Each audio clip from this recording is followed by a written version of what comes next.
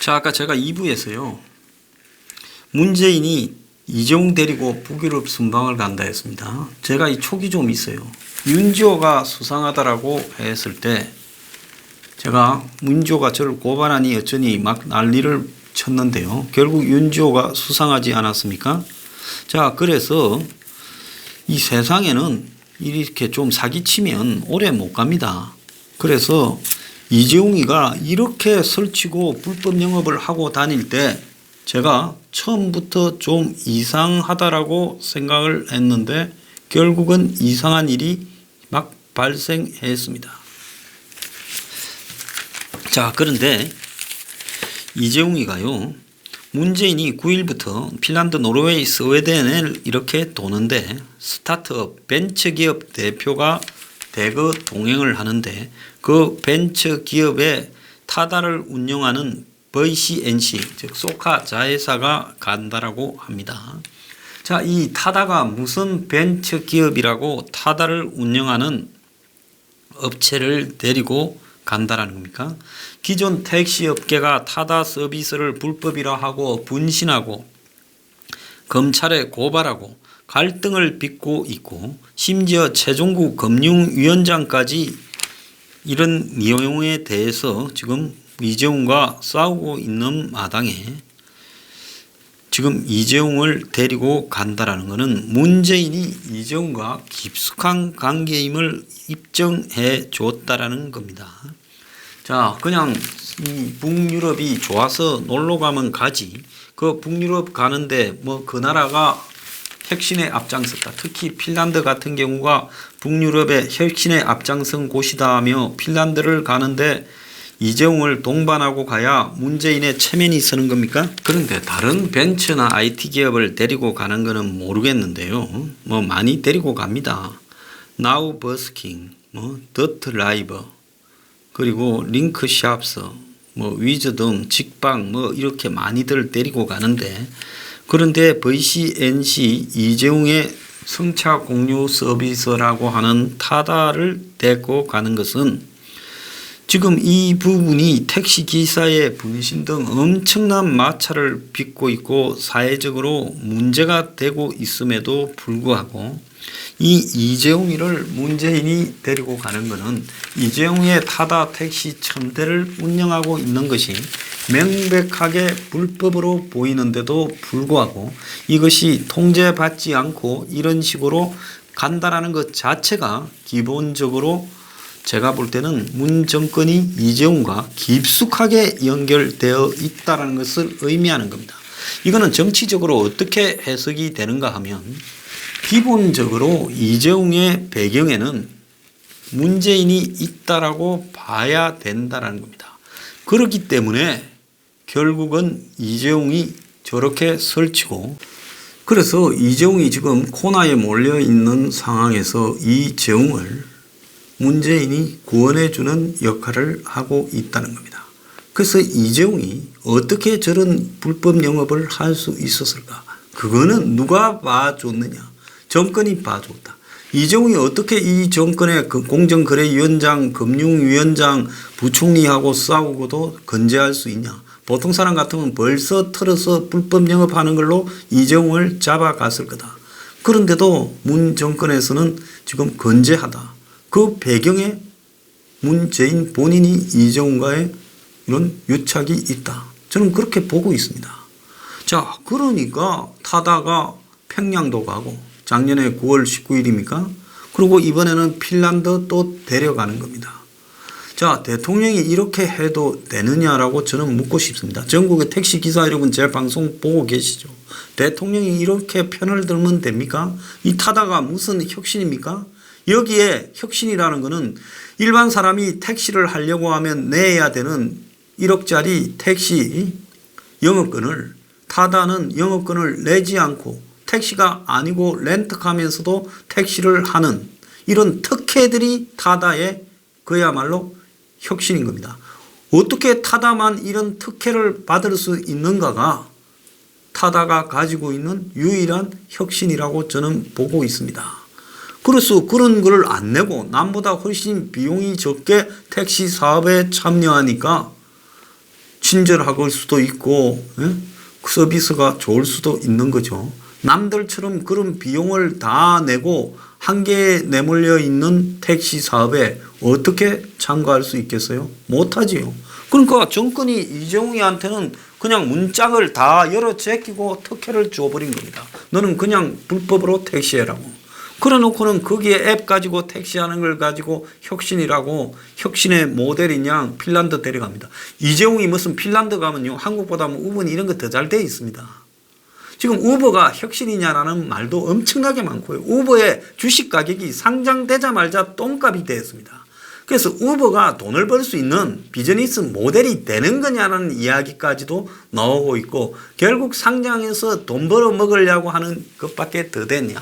한국에는 뭐 우버니 뭐니 이런 기업들 미국의 이런 시스템 이런 것만 오면 마치 대단한 혁신인 포장을 하는데요. 외국에서 성공했다고 그게 사기가 아니라는 보장이 없는 겁니다. 그래서 결국은 이재용과 문재인의 관계가 핀란드 같이 가는 데서 북유럽 같이 가는 데서 드러났다는 겁니다. 이재용이 설친 백의 배경은 문재인입니다. 타다 택시에 이어서요. 지금 윤지호 사건과 관련해서도 지금 기획 입국 이야기가 여러 군데서 지금 등장하고 있습니다. 자, 문재인이 장학선을 엮어서 철저하게 수사하라 했지만은 이 사건이 세 개가 장자연, 버닝썬, 김학의 사건 세 개가 대통령의 철저 수사 지시가 먹히지 않았습니다. 그러면 문재인이 힘이 떨어져서 먹히지 않았을까요? 아니지요. 검찰이 그렇다고 문재인 말을 안 들었을까요? 그것도 아닙니다. 자, 정치 권력이 결국은 자신의 필요성 때문에 검찰에다가 사건이 될 건덕지가 없는 일들을 수사하라고 지시를 한 것이죠. 그러면 문재인은 장자연 사건이나 김학의 사건에 뭔가 깊게 엮여서 거기에 대해 하도 꽂혀서 그런 지시를 같이 묶어서 했을까요? 이례적이죠. 버닝썬 수사하라, 장자연 김학의 하라 한 사건을 한 것도 아니고 뜬금없는 세 사건을 묶어서 지시를 했습니다.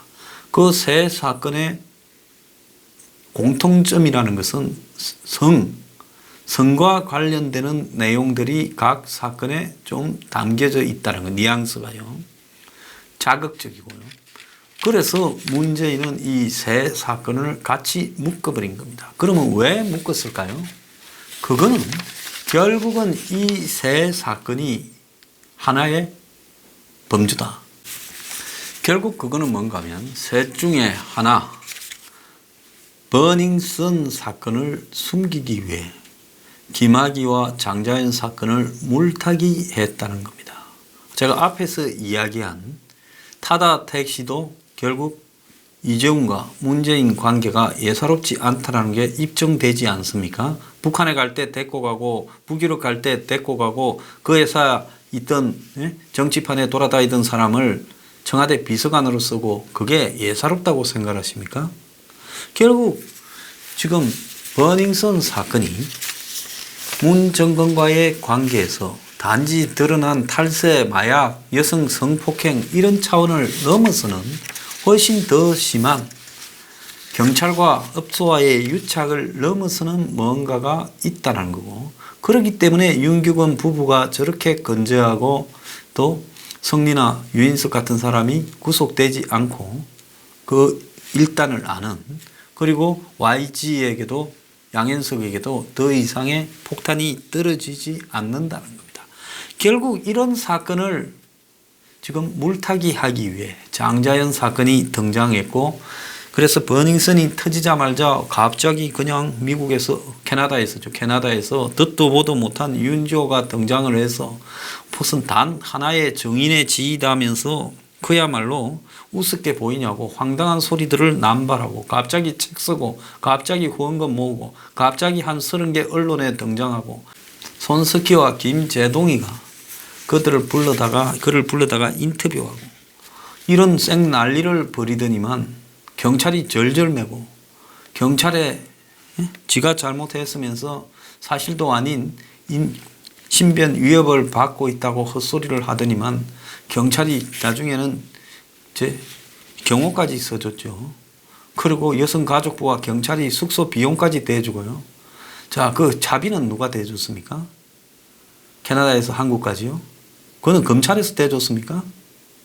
자, 이제 그러다가 워낙 등장시킨 엑스트라가 허접하다 보니까 중간에 도망가 버렸죠. 그러고는 끝냈습니다. 그러니까 오직 하면 판사들도 윤지호 기획 입국을 모의하고 온갖 이상한 행태를 하도록 멍석을 깔아준 세력이 이 사태를 만들었다. 이렇게 이야기가 나오고 안민석이가 저렇게 국회의원들을 모아서 저렇게 하고 순식간에 윤지호를 떼어준 데는 당시 기획 입국의 의도가 있었다. 그럼 뭘 하려고 그랬냐? 장자연 사건을 규명하려고 한 것도 아니잖아요. 그러면 결국 버닝썬 사건을 물타기 하려고 장자연 사건을 띄워서 공격하는 쪽을 궁지에 몰리게 만들고는 언론들이 다 버닝썬 사건을 제대로 보도하지 못하게 만들었다. 조선을 겁주면서요. 장자연으로. 그러고는 김학의 사건으로 황교안 곽상도를 겁주면서 결국 김학의는 성동영상이 아니라 뇌물을 억지로 만들어서 구속시켰습니다. 그래서 이런 황당한 내용을 보면 애초에 문재인이 이런 수사 지시를 장학선을 묶어서 검찰에 지시한 부분이 아주 근원적으로 잘못됐다는 겁니다. 그런데 여기에 대해 누구 하나 이야기를 하지 않고 있는 겁니다. 대통령이 특정 사건에 대한 수사 지시를 하는 것이 옳은 것이냐, 그리고 이 사건에 대해서 정보를 제대로 알고 있지도 못하면서 왜 이런 일을 벌였냐, 왜 정권에 관련되는 끈악불들은 윤지호를 등장시켜서 기획 입국 쇼를 했나. 제가 이 기획 입국 쇼를 처음으로 지적했지요, 대한민국에서. 자, 문바들이 코디네이터를 내세워서 지금 윤지호를 이렇게 띄운 그런 냄새가 난다. 기획 의도가 좀 있다는 냄새가 난다. 이 말 했다가 윤지호가 절 고발하니 어쩌니 하지 않았습니까? 자, 그런데 설거머니 아니면 말고식으로 빠졌습니다. 문재인은 지금 눈앞에 벌어지고 있는 숱한 문제들이 많음에도 불구하고 이런 건 침묵하고요. 지금 장자연, 김학의 10년도 넘는 전의 사건을 들고 와서 국민을 지금 헷갈리게 하고는 결국 버닝썬을 덮었습니다. 이게요, 정말로 정치 수수라고 본다면 너무나 치졸하다, 이렇게 생각이 듭니다. 자, 한나라에 성역이 있어서는 안 되는데요. 민경욱 의원이 무슨 3분 이야기했다고 구조대를 거기까지 대통령이 보내는 게 쇼 아니냐, 실질적으로 구조 가능성이 없는 일에 그런 큰 병력과 이런 부분을 멀리까지 보내서 그것이 무슨 실효가 있겠느냐, 이런 이야기를 했습니다. 그걸 가지고 지금 난리인데요. 또 지금 무슨 이런 이 다뉴브 참사가 있는 와중에 무슨 군에서 무슨 회식을 했다, 또 무슨 해경에서 무슨 각종 모임을 했다, 이래 가지고 이 와중에 어떻게 그렇게 할 수 있냐, 이렇게 기자들이 글을 쓴 게 몇 개 있었습니다. 그래서 제가 좀 묻고자 합니다. 아니, 참사가 한 군데서 나면 국민들은 그 참사가 끝날 때까지 회식도 하지 말고 지자체는 행사도 하지 말고 전부 숨죽여서 슬픔을 같이 해야 됩니까? 본 적도 없는 사람들을 상대로요. 놀러 가는 것도 자기 선택을 했고, 그러다가 불행해서 그런 일이 벌어졌으면 안타깝다 하는 마음만 공유하면 될 일이지요. 왜 슬픔을 강요합니까? 여기가 공산주의 사회입니까? 이 기자놈들이요, 가면 갈수록 이게 하는 꼴이지 너무해요. 그래서 국민들 앞에 무슨 다뉴브 참사가 났다 하면 청와대는 밥 안 먹고 그냥 대통령이 마음이 아파서 물만 마시고 단식합니까? 촛불 켜놓고 삽니까? 아니, 그거는 그거고요.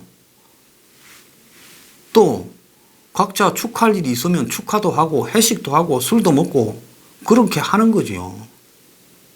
뭔 현충일입니까?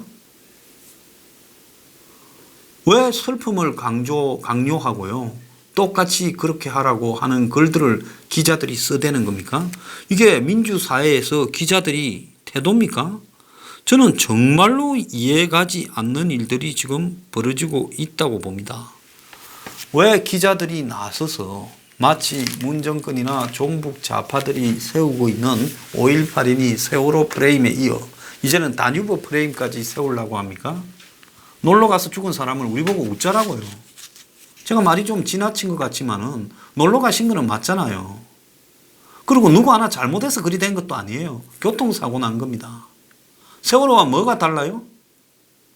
그런데 왜 이런 일이 벌어지면 어느 부서는 해식하면 안 되고 어느 부서는 해가 되는 지침이 있습니까? 관련되는 데서도 해식을 할 수 있고요. 할 수 있죠. 강요하지 말라는 겁니다. 민주사회에서 더러워 죽겠으니까. 왜 강요합니까? 왜 이런 말을 못합니까? 자, 애들 탄 한강 유람선에 구명조끼 눈길도 안 주고 구명조끼 사용 시범 보이고 안내 방송에도 아무도 시민들도 보지 않는다. 지금 우리나라에도요 마찬가지로 이런 배 충돌 사고 나면 다뉴브하고 똑같이 죽는 게 일반합니다. 유람선들 다 그렇지 안 그런데 별로 있어요. 그런데 왜 이렇게 난리 법석을 떨고 있습니까? 오늘 보면 제가 그런 생각을 했어요. 저렇게 한 47명인가 해남 구조대를 보내놓으면 이 사람들은 또 강경화도 보냈고 강경화가 이틀 있다가 할 일이 없으니 이제 오겠다고 하지 않습니까? 거기에 헝가리는 정부가 없습니까? 그 오르반이라고 12년인가 집권하는 유럽에서 가장 독재자가 헝가리를 통치하고 있습니다. 그 사람도 상권 분립을 다 깔아뭉개버리고 그야말로 헌법재판소나 대법원까지도 통제하고 있습니다. 유럽에서 가장 극우적인 독재자입니다. 자, 그런 사람이 헝가리를 다스리고 있어요. 그러면 오죽 잘 구조 지휘도 하고 시키고 있겠습니까? 헝가리에 체면도 있는데요. 앞으로 관광산업에 데미지도 될 수 있고요. 그런데 거기에 한국에서 47명이 갔으면 이 사람들도 물 밑에 들어가야 될 거 아니에요?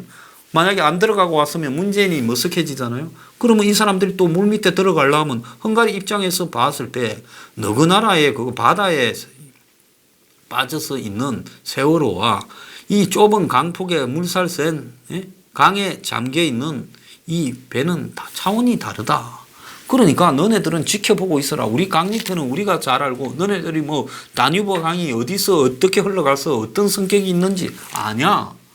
지금 이렇게 하게 될 거고 결국 이것이 나중에 이제 처음에는 한국에 대한 헝가리 국민의 애도고 뭐고 갔는데 이제 자칫 잘못하면 한국의 헝가리의 구조 과정에 대한 구조도 아니죠. 이제 시신 인양에 대한 간섭이 두 나라 간의 충돌로 벌어질 수 있다.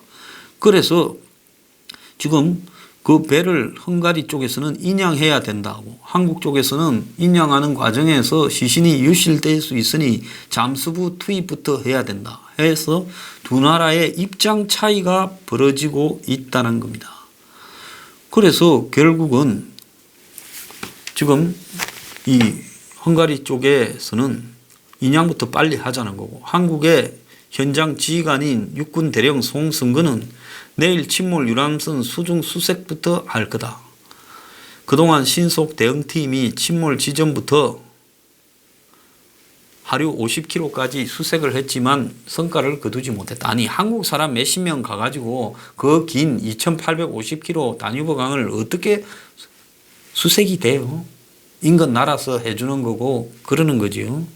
그래서 수색팀이 수위가 낮아지는 3일날 잠수부를 투입한다 하니 헝가리 승인을 보여야 되는데 헝가리 쪽에서는 이견을 가지고 있다는 거예요. 잠수부를 투입하는 것보다 유람선을 빨리 인양을 하자. 그래서 다뉴브 강의 유속이 빠르고 시야도 흐린데 잠수부 투입은 안전이 우려된다. 그래서 지난 31일 날도 헝가리가 잠수부를 투입했을 때 부상을 당할 뻔했다. 그리고 1일에도 신속 대응팀이 수중 드론을 침투시키려 했는데 이도 실패했다는 겁니다. 그런데 우리 정부가 실종자 빨리 시신을 인양하는 게 중요하다 해서 잠수부 투입을 한다니 현장에서도 우리가 가 있는 부대가 그래 우기겠지요. 그래서 안 된다는 입장을 헝가리에 전달했고 한국이 세월호 참사 등으로 수중 수색 경험이 많다 헝가리를 설득하고 있다고 합니다. 자, 이것도 좀 웃기는 이야기예요. 사실 사고가 났으면 헝가리가 처음에 대처를 빨리 했든 안 했든 이제는 사고가 끝났고 만약에 남은 것은 시신이 얼마나 인양되는가 하는 문제만 남아 있는 겁니다. 그 문제는 그걸 수습하는 헝가리 당국에 맡겨야지 이걸 보내가지고요. 그건 누구 때문에 갔어요? 문재인 체면 때문에 갔어요. 세월호 때 하도 지랄을 해서 먹었으니까 이제 문재인 체면 때문에 간 겁니다. 그런데 이제 어떻게 합니까? 이제 갔는데 그냥 있을 수는 없으니 또 들어가야 돼요, 이 사람들은요. 그러니까 지금 어떻게 하겠습니까? 그러니까 들어가야 되니 이제는 이 사람들이 안 들어가면 나중에 자기들이 오면 깨지지 않겠습니까? 이래 되다 보니 이제 헝가리하고 시비가 생기는 상황까지 가게 됐습니다. 자, 이쯤에서 그만하길 바랍니다. 그리고요, 슬픔을 강요하지 마세요. 슬픔은 각자가요, 자기가 양심하에, 자기 책임하에 같이 적당히 하는 겁니다.